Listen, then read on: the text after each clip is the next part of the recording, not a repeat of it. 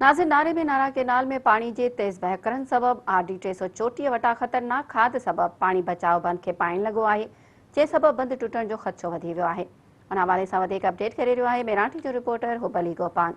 जी हुबली, छा अपडेट्स आहिनि? जी, जीअं त चूंडको भरिसां ॻोठ ज़मानशहर में नारा कैनाल जी चाड़ सबब कैनाल जो बंद जेको कमज़ोर हुजण करे टुटण जो ख़दशो वधी वियो आहे।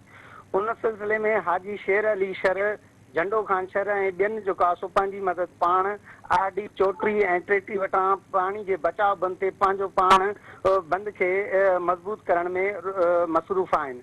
जॾहिं त काफ़ी ॾींहंनि खां वठी इरिगेशन जे मुलाज़िमनि समेत आला अख़्तियारनि ते ॻोठाणनि दायूं त असांजे ॻोठनि ऐं ज़रई ज़मीन ॿुॾण जो ख़तरो आहे, तव्हां हितां पिचिंग करायो ऐं कंहिं वक़्तु बि इहो नारा केनाल हितां टुटी सघे थो ऐं हज़ारे एकड़ पाणी हेठि अची सघे थी। पर कंहिं बि कामोरे उन्हनि जी दांह खे न वरजायो ऐं अॼु उहो पाणी चाड़ सबब बंदि टुटण जो वधीक ख़दशो आहे ऐं सवें उते ॻोठाणा जमो थी विया आहिनि। जी हुबली, अव्हां जी महिरबानी।